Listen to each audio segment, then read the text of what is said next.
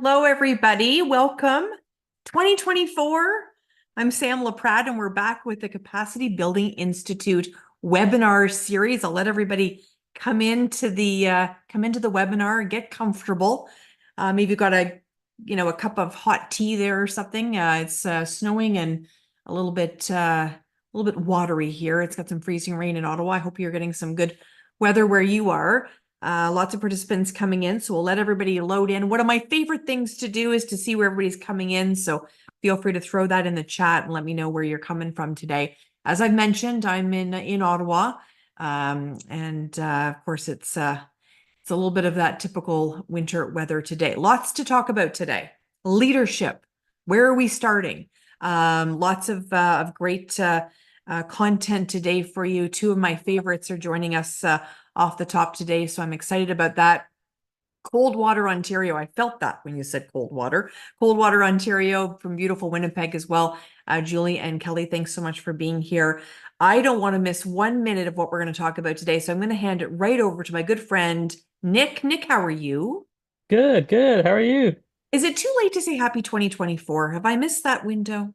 Absolutely not. I Okay, think it just perfect. feels late in the month, but Yeah, there you still go. It's January. our first webinar of 2024. We're kicking it off. Nick's going to lead us through some of the great information from the Capacity Building Institute. He does a great job. Then when we come back, I'm going to be joined by two of my favorites, as I promised. Kristina and Barb will be here. Over to you, my friend. Hello and welcome, everyone. My name is Nicholas Kuchemi, as Sam so gratefully introduced me, and I am a Sustainable Development Engagement intern for CBI. CBI is a nonprofit organization dedicated to providing training, coaching, and mentorship support to staff and volunteers in the environmental nonprofit sector across Canada. We are a member of Sustainable Capacity Solutions collection of 5 nonprofits who are each committed to addressing a unique capacity building needs of these small ENGOs. Now, CBI's mission in particular is to provide equal opportunity and access to capacity building training for every small shop nonprofit environmental leader across Canada. Now, this comes in the form of essential training coaching for these leaders through expert courses and programs catered to various positions and responsibilities in the nonprofit sector. We focus on 6 core areas of capacity building as seen in the slide. The goal is to equip them with the skills needed to lead their organizations effectively and make a lasting impact. Now, CBI facilitates a number of programs like these webinars. And it's important to note that they are now held on the 4th Wednesday of every month. So if you're watching this as a recording, you may have missed it because you weren't here on the 4th Wednesday. In addition, we also brought seasoned leaders together with environmental nonprofits in the Ottawa area through our Engaging Senior Leaders in the Canadian Environmental Sector program.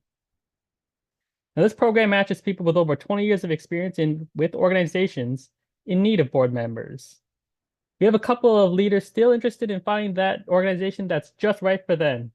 So contact us at communications@capacitybuilding.ca if you want to be matched with a potential board member. Our intern training program is delivered in partnership with Eco-Internships. It's designed to support youth who are starting their careers in the ENGO sector. You can check out their website at ecointernships.ca and apply now. Now, we have also officially opened up our Capacity Building Certificate program for 2024. The CBCP is a hands-on capacity building bootcamp for environmental leaders focused on key areas to help your nonprofit thrive. With this, you can ensure you have the practical tools, knowledge, and skills you need for successful nonprofit management. It's delivered by experts who are also passionate about environmental work. The CBCP is delivered virtually, offering a combination of teaching materials, live group training, one-on-one coaching, and a chance to connect with like-minded people. You can check out the program at capacitybuilding.ca/CBCP. Now, as usual, we have an amazing group of lead trainers. Of course, Sam, always with us, Rob Barnes, Barb King and Alex Keenan. We're also fortunate to have Barb King with us here today. I'd also like to take this opportunity to thank all our sponsors and funders, including the Ottawa Community Foundation, the Sustainable Capacity Foundation, and the City of Ottawa. Without their help, none of this would be possible. Now, as a reminder, we encourage you to reach out to us with any questions or insights you might have, or if you just want to learn more. As I said before, we're looking for people in leadership roles in environmental nonprofits who want to join our capacity building certificate program.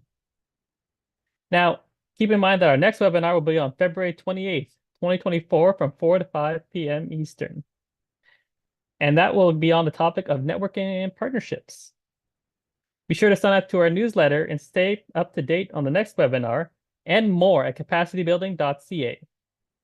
Thank you all for being here, and I'll leave you all to enjoy the webinar. Thanks so much, Nick. Great job as always. I've got my calendar circled for every single one of these dates leading into 2024. I don't want to miss any one of them.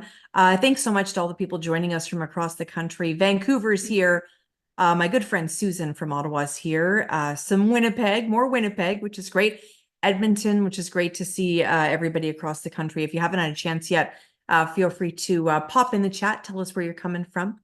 It's going to be wonderful today to spend time with two of these wonderful women who I respect so much in this sector. And it's, of course, the wonderful Kristina Inrig. Kristina, where are you?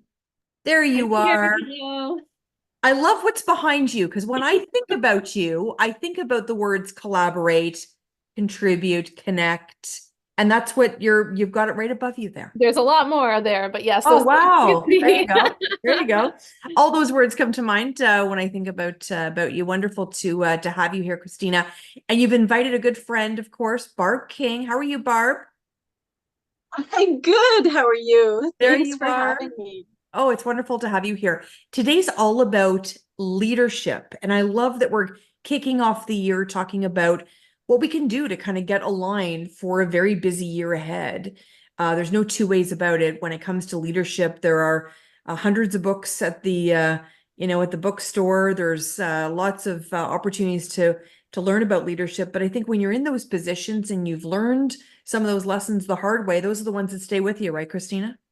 Yeah, for sure. And I mean, like what you said off the top about, is it too early to say too late to say Happy New Year? I think that's exactly the theme today, is to be thinking about, it's a fresh year. What can we do in terms of our leadership, in terms of supporting organizations, and how do we, kickstart our year in leadership roles or in developing ourselves as leaders? Yeah, for sure. Barb, when you think about sort of a fresh year, I kind of cheat a little bit. I use January and September. I give myself a little boost in September to get me through those last months. But I'm always thinking in January, what processes can I put in place? What can I do to make the year a little bit better? How can I work more effectively, work smarter? Is that on your mind, Barb? Yeah, definitely. One of them will be making sure I'm 10 minutes ahead of the webinar. So when Zoom changes it to require a new account, then Right. I can make sure that's done. Oh, good. But all kidding aside, kind of reflecting, on my past work, like when we work in the nonprofit sector, we are just moving and moving and moving from one thing to the next, to the next, to the next, and things are happening so fast that the year is over, we have Christmas, and we start fundraising and looking at kind of the year ahead. But I think it's so important before we really get into things, the summer season coming up, and work plans and whatnot, just to take a step back with your team and look back on the past year's accomplishments, and to really celebrate and kind of look at what worked really well, what did we accomplish, and also looking at some things that maybe didn't work so well, so that you can kind of make adjustments. Coming especially out of COVID, the last 3 years, in terms of the fundraising game, and fighting for money, and just sort of trying to keep your programs going. I think there was a lot of burnout, and just checking in with your staff and kind of making sure that you have the right resources, you have enough people, they're well supported, and that people can kind of look and get excited about the new year ahead. Yeah, no, brilliant. And I just want to pick up on word you used. You used the word celebrate. And I'm going to ask Kristina, are we shy to celebrate in this sector? Does it feel odd to celebrate? I love celebrating whether a big gift comes in or, something happens or we've hit a certain target. But I find some reluctance in this sector to celebrate.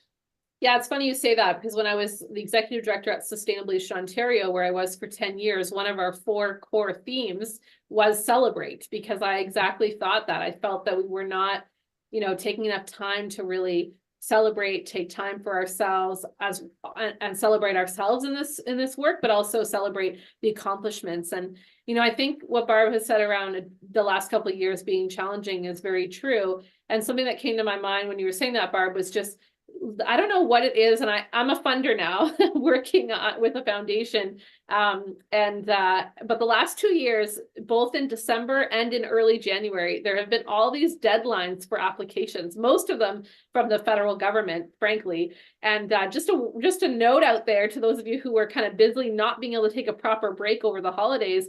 A lot of people I've talked to are feeling a bit burnt out, and it's partly because they're scrambling to get all this stuff done right over the holidays. So I'm just going to say I sympathize out there with you guys who have gone through that. I know some of my team have been in that position, but a note to funders, like, we should stop putting funding deadlines like right around the holidays if we want people to be able to take a proper break.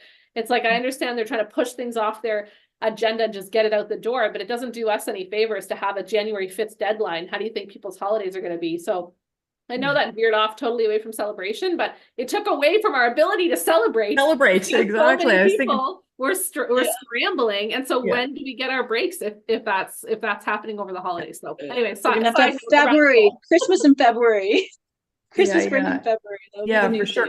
I think it's a really valid point, because I think often these decisions aren't made around people; they're made around calendars and not the lives of people. So brilliant to bring that up. Barb, when you think about leadership and you think 20 years ago, if you could sort of tell Barb King 20 years ago what leadership rule would be number one for you, what would it be? Yeah, I've definitely learned from my mistakes over the last 20 years. But I think, leading from behind and really focusing on your team and building them up. And, as a leader, you're only successful if your team is successful. So, I learned a lot about just sort of,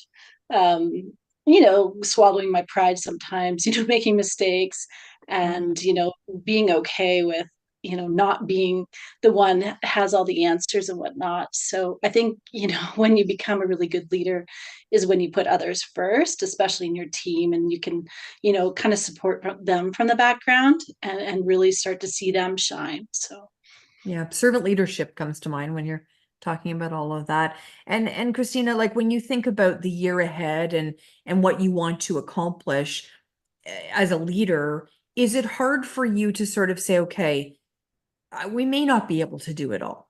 Is that hard to sort of even think about the year? Because I think I even think about people going through strategic planning, and sometimes they come out with this beautiful strategic plan, and then the staff are kind of going, we're never going to be able to do that. But leadership is like, oh, we're going to do all that. So it's those balancing all of that.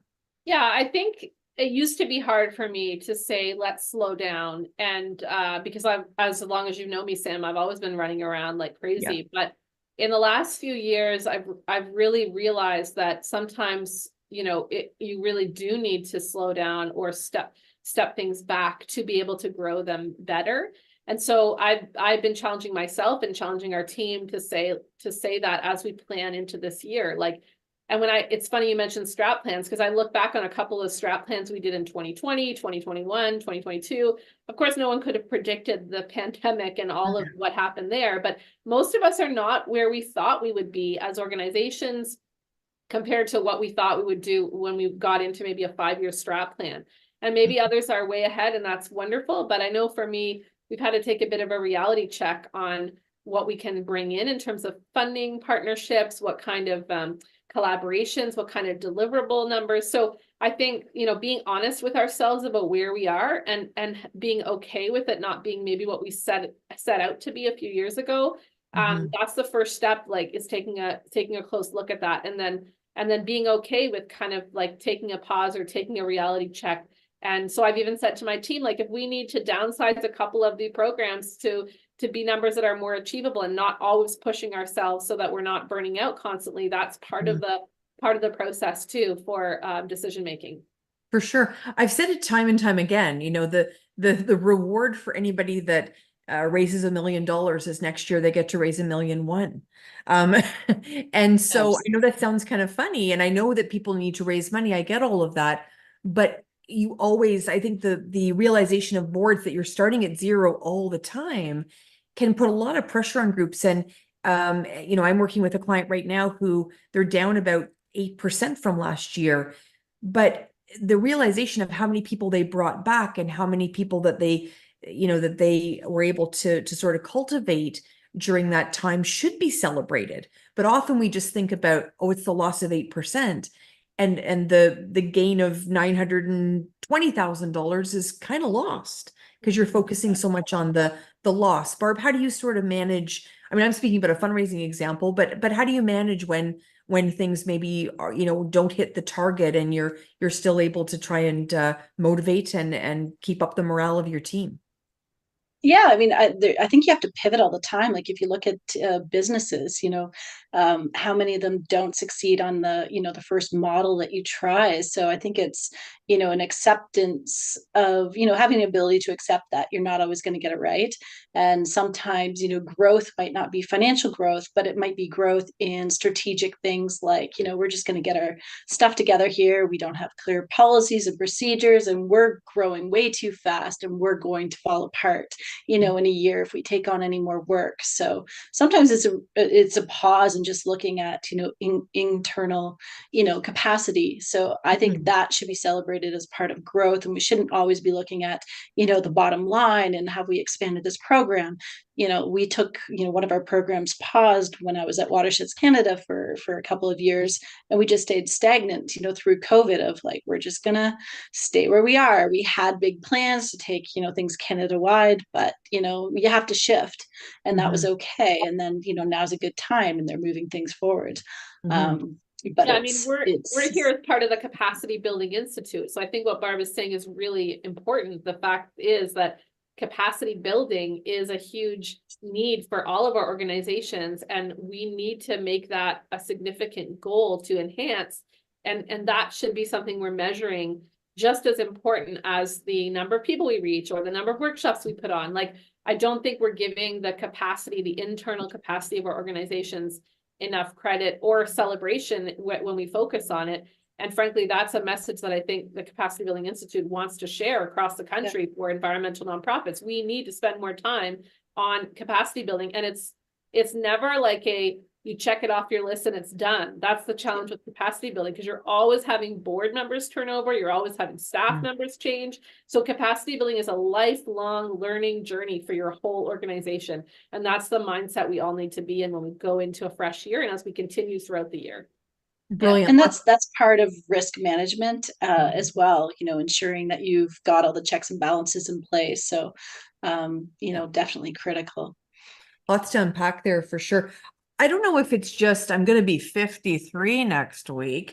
So I don't know if it's part of that, but I find I've said this phrase to myself for the last number of months, that the time has become my currency.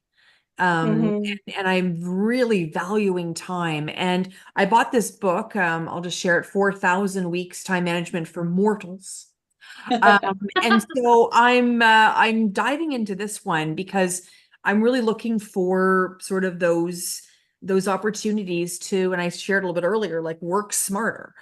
Is that something, Kristina, that's top of mind for you about time and managing? I know how hard you both work, but is that something, Kristina, that you also have top of mind for you? Yeah, I mean, I think part of it is thinking about what tools are going to be most effective with your teams, and that you have a shared language and a shared set of tools that you're using. So, for example, today, looking at spreadsheets when it comes to our fundraising goals or, you know, things like that, having a shared tool that we're all using together. What's always helped me is when I was an executive director of an environmental group, I was doing that for about 16 years among different organizations. And I I think I learned in like year 5 or 6 to set up a really good deliverables chart. That in the first couple of years was just kind of off, you know, on the side, and then became a Google Doc, and then became a shared tool with a whole bunch of people. So having those kinds of tools that are tracking your progress so that you really kind of know at a moment where you are. I think that's really a way to work smarter in terms of what you're saying, like having tools that, and then making sure that if you're having a tool that you're using it together as a team, but that you're updating it consistently so that you can always log in and know where you are. That goes for anything from grant deliverables to fundraising to organizational goals, what's in your strat plan. It's not the be all and end all, but there's not one exact solution, but whatever you can do to kind of create common tools that are effective is one way that can help you, you know, work smarter. I've used 2 with a team. I've used something called Monday, and I've used something called ClickUp as tools as well. Barb, what other sort of tools are you using? How do you work with tools at hand?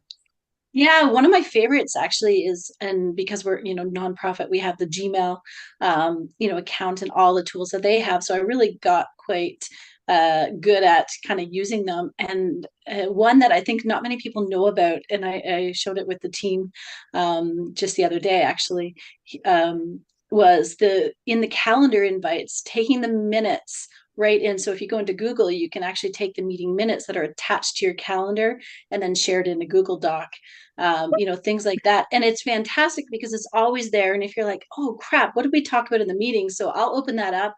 It automatically loads their emails, names, who's there because they're part of the meeting. Then you click in action items, then you can check off your action items as you go. So, you know, that's one of my favorites. So anyways, that's one I'd encourage you to check out, because then you can email that list again and shoot the minutes off, and it's attached right in the calendar. But that and the task list, I love having tasks. There's something really exciting about checking it off.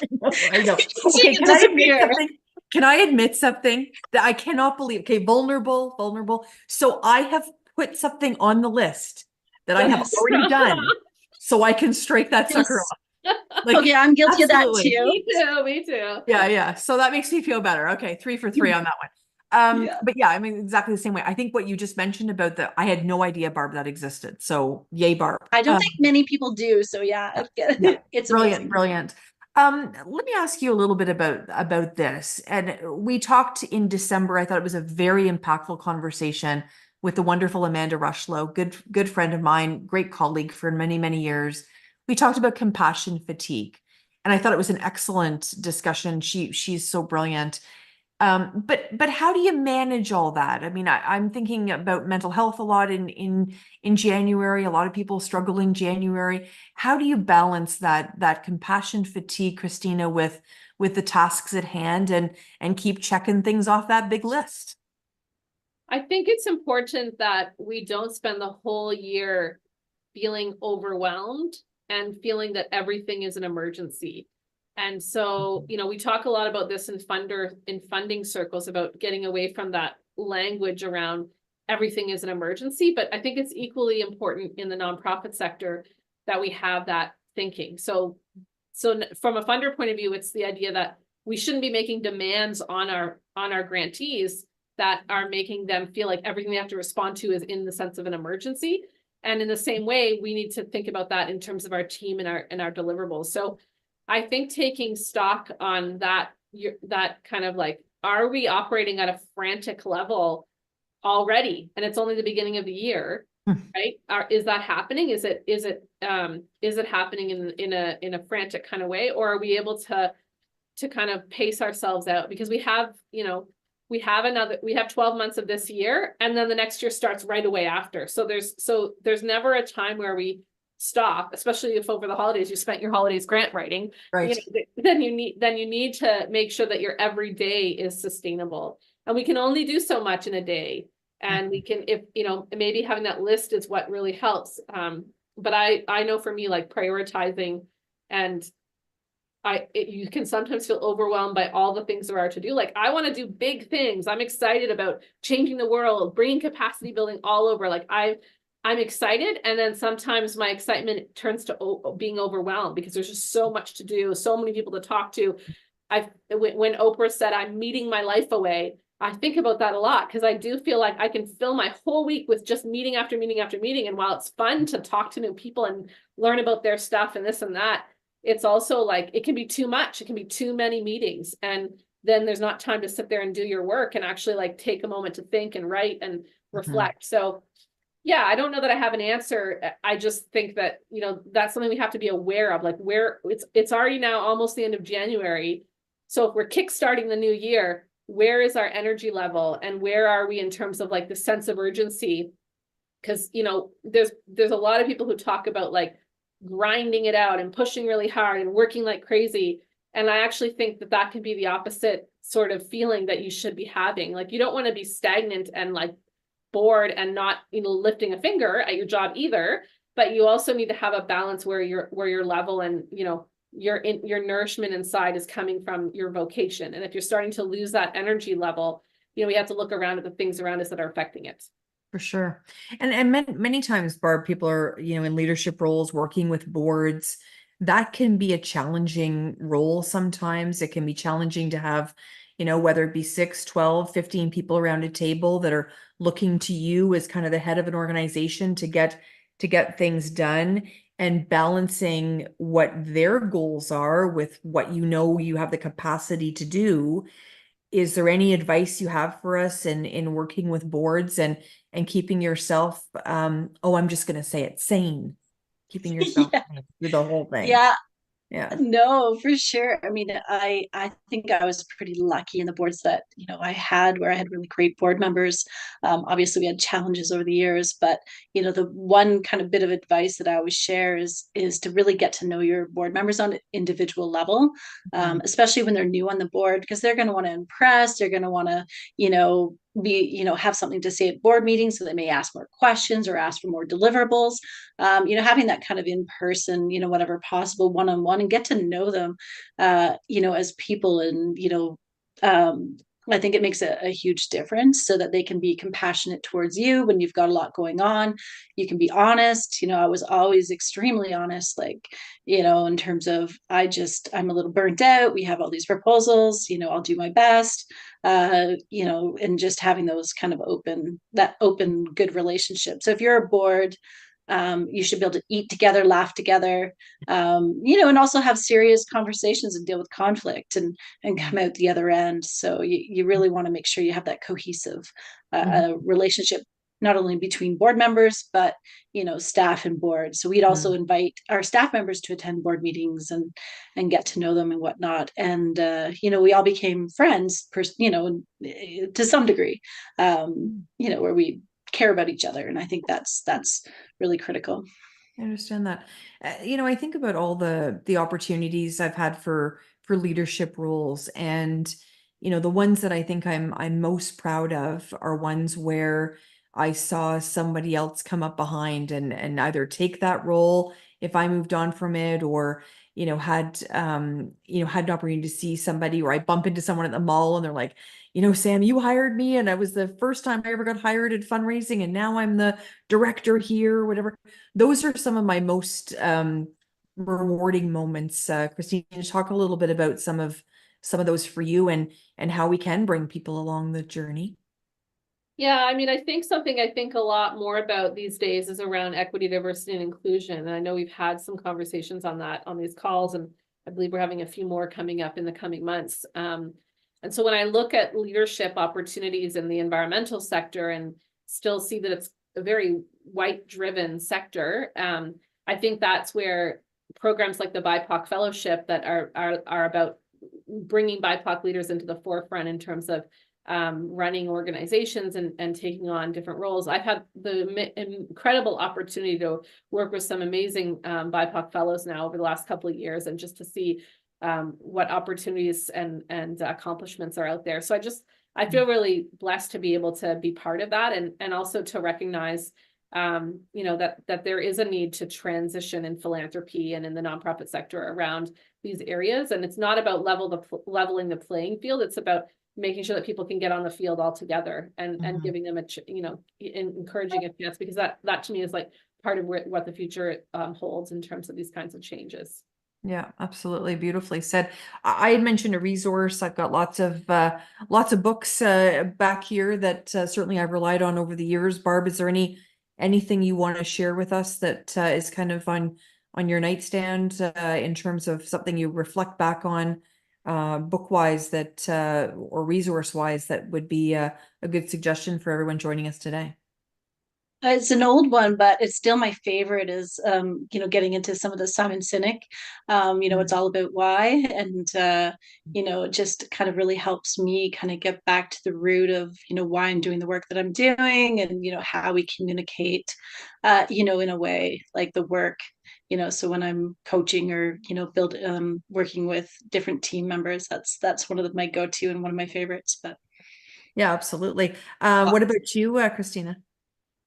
Yeah, there's so many books. I love to read anything by John Maxwell, who has some incredible leadership books out there. I also really thought Good to Great was a great book to really kickstart some of my ideas in the last 10 years and to think them through. But I think the important thing is that we're always trying to read and trying to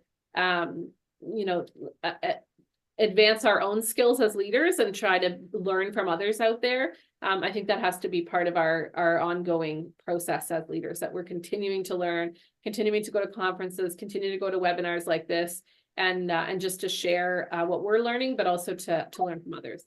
Absolutely. We're going to have a few minutes for everyone else to ask some great questions. So don't hesitate to start thinking about those and popping them in the Q&A there at the bottom of or on my screen. It's the bottom, but might be somewhere else for you. But that Q&A area there would be a great place for you to pop those in. I've got certainly lots of questions for them. We could talk all day, I think, you two. I know. But I was going to say an hour is going to go by so fast. I know, so fast with the three of us. But I popped in the web chat just Simon Sinek, and I put Good to Great in there. But I just captured those two quickly. But certainly, I'm happy to share more resources as well with people. But Barb, when you think about it, and of course, Kristina brought up diversity, equity, inclusion. It's really become such an important part, and it should have been all along, to be honest, a big part of our work. But how do you ensure that you're able to kind of keep that in the forefront all the time? Yeah, I think, having opportunities for staff, to learn more, to connect, some of the programs like the BIPOC Fellowship, getting involved with that and just giving opportunities to, different people to participate, hiring opportunities, internships. I think it's all really powerful, especially the collaboration and opportunities for us to learn from each other and collaborate. So it's really exciting,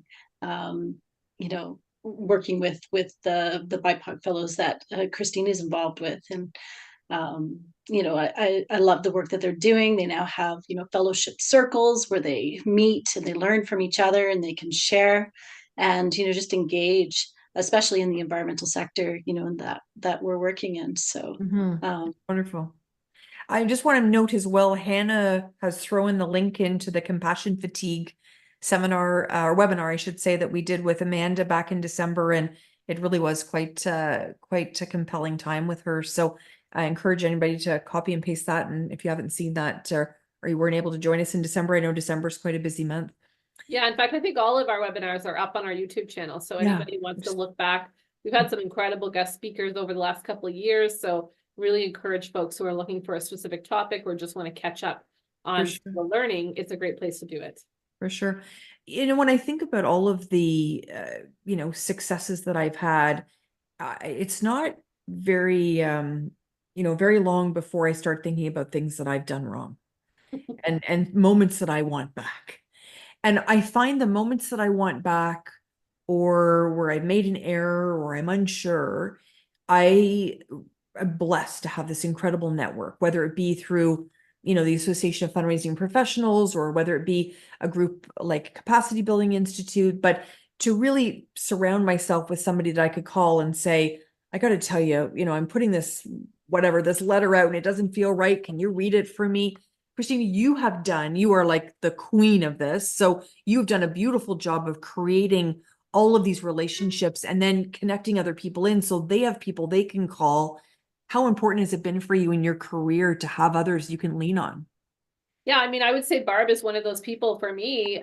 When we met, I think it's been over 10 years now, both working in environmental organizations, both in senior roles and building in our capacity as executive directors in the environmental sector. I feel like you have to have people like that you can be totally honest with and just like go offline and be able to say, I can't believe this happened at a board meeting, or I can't believe I did this wrote this in a letter and this and that. So I do think that those kinds of peer meetings are so important. You can still get there virtually.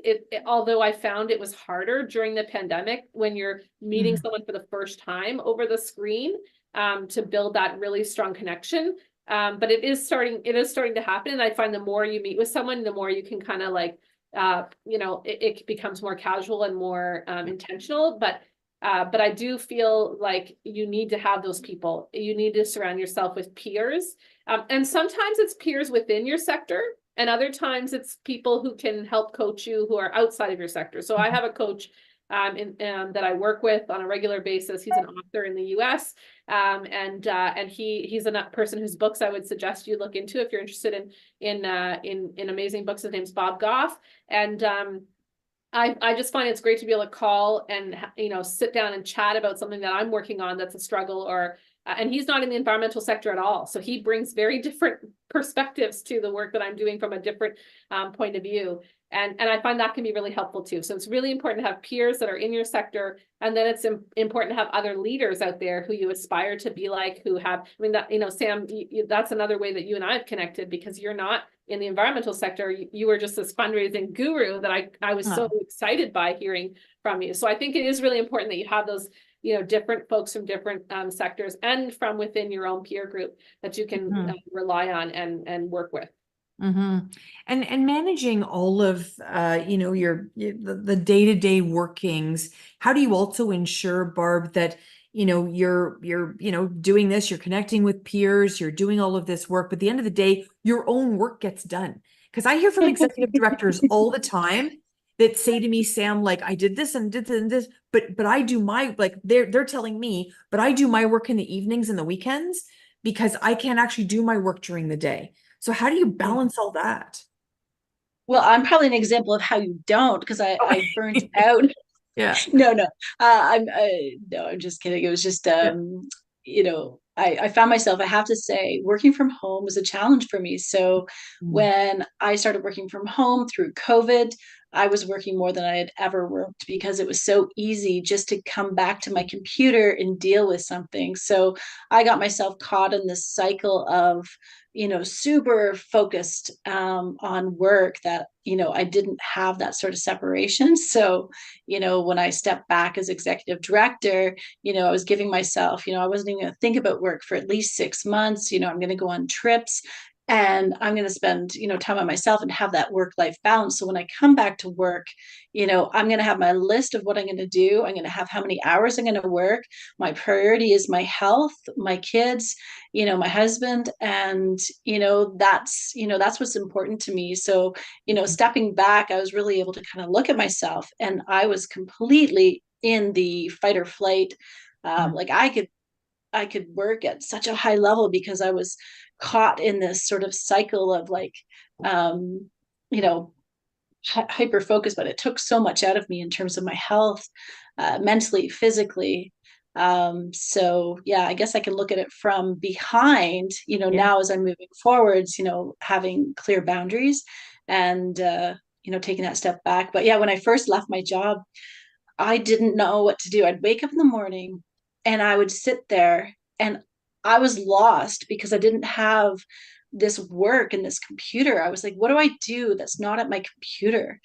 And, it really took a long time to kind of like get into a different routine. It's like, oh, I could walk for an hour and a half today in the forest, So it was just like, I think I had 3 months. It took me 3 months before I was like, oh, okay, this is what it's like to be off. And yeah, so Yeah. I had to kind of redesign the whole way I worked. So Yeah. No, anyways, I think that's that's really, I all. appreciate you being vulnerable and in sharing that. I think that's really important, Barb. Thank you for that.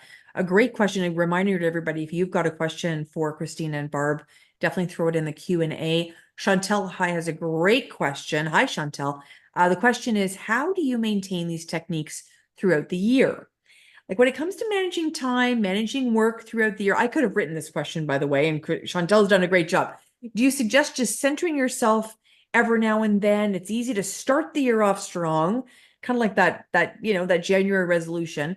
But as things came up, it's easy to derail. So how do you end the year and not lose all those healthy habits? Great question, Chantel. Kristina. I like to think of it as if we're going in waves. So we're not always trying to keep, like some people say, try to keep every plate spinning, and you're always trying to keep them all spinning. But I prefer to think of it as sometimes I'll have a burst where I'm doing a whole bunch of deadlines and it's crazy and it's unbalanced and I'm working like crazy every day. And then I take the wave goes down, or whatever the analogy is, and then I sort of pause, regroup, take a break, take a weekend off, take a week away, whatever it is that I'm doing, and then come back into it fully. So to me, it's about making sure that you look at, like, if you're in the middle of wave after wave after wave after wave after wave after wave after wave, which is what Barb was describing before. Maybe you transitioned in your executive director role, then it's not sustainable. Like you can't just keep, you can't keep crashing against the shore over and over again like that. At some point, it's going to beat you up, your body, your mental health, and everything. So if you're not coming down and having calm seas for a while, then it's not sustainable. So I think we have to look at the year as a whole and consider, like, when we're pushing, because there are times where you do have to, like, burn yourself out a little bit. Like if there's a huge deadline at midnight, whatever, one of those like 300-page government grants or whatever it is, it's not going to be a pleasant week that week. Like that's just going to be a really crappy week. And hopefully you worked ahead of time to make it, to lead up to it, but it's still going to be a tough week, especially if you're pulling in partners from all over. But don't follow that with another one.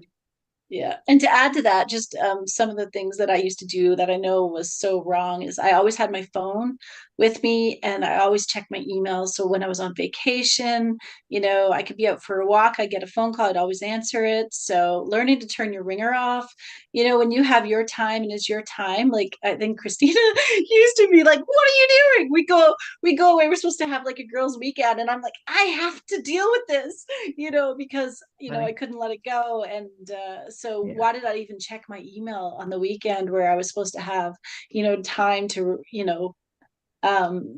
refresh myself and whatnot. So that's kind of one thing I'm not doing now, as I get back into work, is really being careful. So when I'm walking at lunch, I'm not checking and, oh, I felt my phone buzz. So who's that? I'm going to stop in the middle of the forest and text back. We can wait half an hour. So let the deer look over your shoulder. No, that sounds great. Is it hard, do you think, Kristina? Is it still hard for females to lead? I think so. Like, I know for me, I have 4 kids and, my home life is very busy. And so I think it can be challenging as a woman leader. I mean, I'm super lucky to have a husband who's at home and helps support the household too. So I have that support, but I do feel like it can be very challenging to lead as a woman. There are a lot of competing priorities, and you have to factor in, for some of us, we have to factor in family and other lifestyle considerations, and so it is challenging to lead. Barb, any thoughts on that? Well, I'm sure I have many, but yeah, and I don't know if it was just me, or and I know a lot of my friends are the same way, but some of us are built, where we want to take care of everything. So we're always thinking about what our kids are going to take for lunch the next day. The dishwasher has to be done. There's no laundry, and so we're just carrying so many different weights on our shoulders. Oh no, it's a snow day. Oh no, the kids are homeschooled now. Plus, trying to lead the organization. So I always felt like I had so much stacked on me, and I have a fantastic husband who's very supportive, but he just doesn't worry about it. He's like, well, we'll make a sandwich, or who cares? They can wear dirty clothes, or, so where I think we just put a lot of pressure on ourselves to kind of do everything right. And we sort of take that on. But for me in our relationship, my husband's job wasn't as flexible because I was in the nonprofit sector. We don't get paid as much. We have flexible hours. Sort of, I was off also the one running around picking the kids up when needed, dealing with kind of those situations. So I think it can be really, really challenging. Depending on personality. Yeah, agreed. Julie's got some great advice here. She says she has a separate work cell phone just for work, so she can turn it off or hand it to a 2IC if she wants to go away or disconnect, which is really a great technique as well, to be able to manage all of that. And we only have probably about 10 minutes left, but I really want to ensure we've left people with resources and tips to be able to kind of start this year strong. Kristina, is there something you want to share with people that maybe you're undertaking this year? I'll share mine as well. I'll let you two go, and I'll share something that I'm starting to do this year that I'm hoping is going to make my life a little bit easier. But is there something that's on your plate right now, Kristina, that you've adapted? Well, I will just reiterate what Nick was saying at the beginning, which is that we're just starting our recruitment process for the capacity building certificate program, which is like a boot camp for running a nonprofit organization. We're going to be having a self-directed version this year. So for people who don't necessarily have the time to come to a bunch of meetings, and then we're hoping if we have a critical mass of students that we'll also have a few that are meeting-based events as well. But that was, obviously I developed that program, so I don't want to be like it was an instrumental program that I developed, but I have heard a lot of good feedback from other folks saying that it was like a really practical tools for all the areas around. And that's really what, through the Capacity Building Institute, we've tried to do, is have very practical ways. And there are just like hundreds of free resources that we include, and it's a lifetime access to those resources. So it's really it's really about like giving leaders in the environmental sector the skills and tools that also they can grow with over time. So what you take in year one might be different than what you need 5 years later. And so I really encourage anyone who hasn't been part of that program to check it out, to reach out to Hannah, the operations manager at CBI, and whatever, resources are posted on our website about that if you haven't. And then, for me, just trying to get back into reading on a regular basis, both kinds of reading, the reading for fun.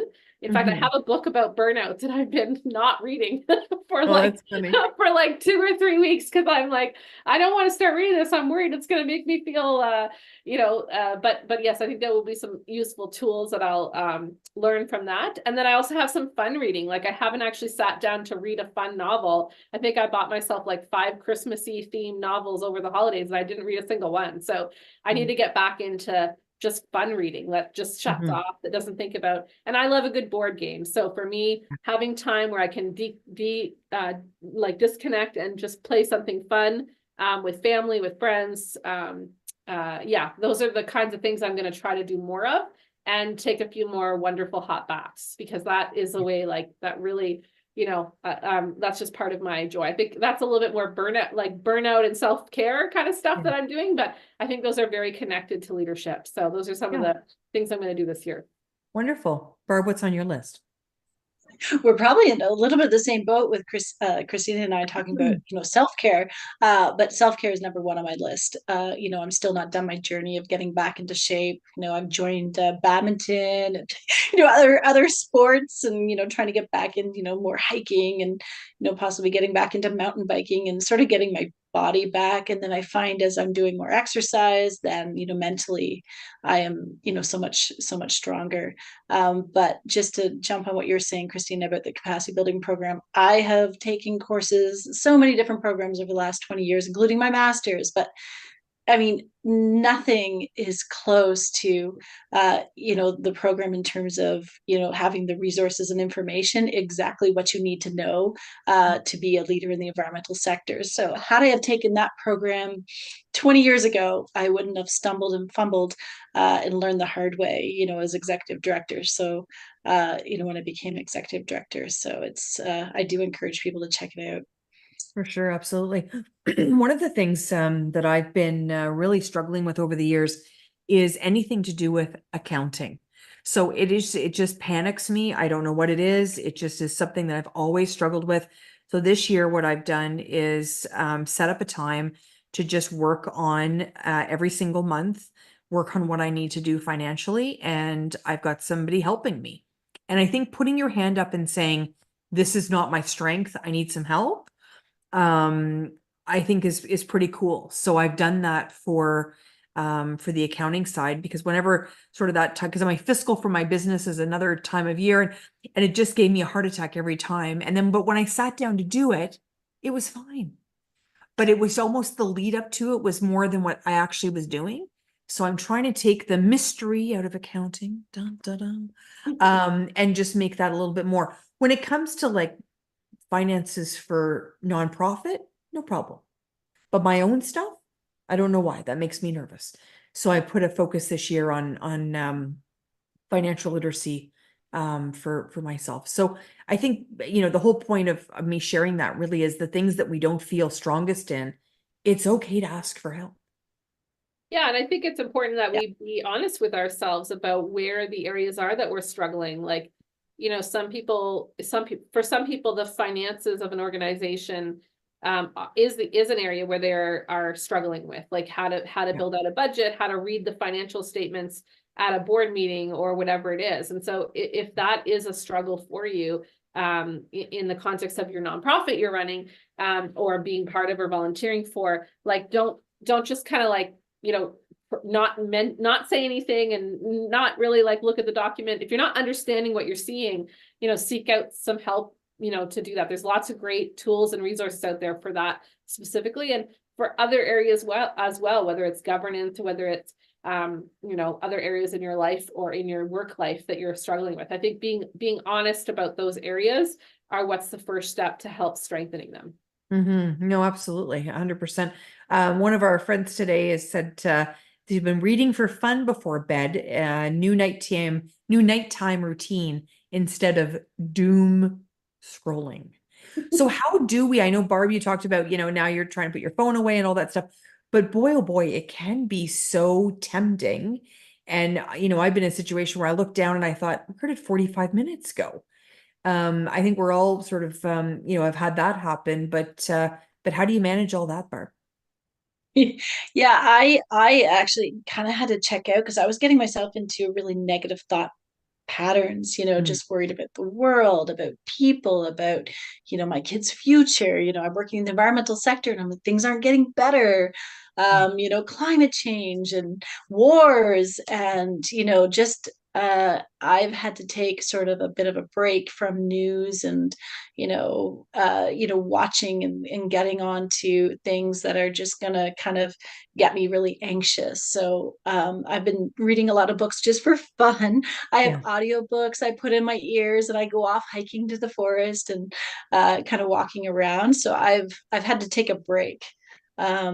You know, from kind of scrolling and watching the news and things like that. I mean, I still, you know, check in to make sure, you know, the world's not completely in chaos around me. But yeah, I found it was really getting to me. I found that news, like, there used to be happy stories in the news to go with something that happened, and you don't see that anymore. Like, you know, if my kids watch the news with me, I'm like, how can they feel positive about the future? So It's a lot. It's a um, lot. And I think we, you know, yeah. we sort of touched about it on a few times today, Kristina, but just that, you know, that whole vulnerability too, to sort of put your hand up and say, you know what, I'm not going to scroll like that anymore, or my weakness is finance, or whatever it is. Vulnerability, Brene Brown talks about this. I mean, that's what she talks about. The vulnerability of sort of being open about some of that stuff. It's so key in leadership. That wasn't talked about a decade ago. Yeah, and I think having that vulnerability within your team, you know, is really important too. Being able to feel like you can be honest with each other about things you're working on, or things that you're going through, bringing them to the table. So I think that that's a change for us. As you know, we're trying to really emphasize doing regular check-ins at each of our meetings so that we kind of get a bit more personal with getting to know each other and what we're up to. And, you know, going back to the phone thing, you know, I used to be able to turn my phone off for the whole weekend and leave it in my glove box when I would go to the cottage and not have my phone the whole time. And I stopped doing that this last year or two. And I've noticed like I haven't enjoyed being out there as much. And I think that's partly why, because I'm not disconnecting.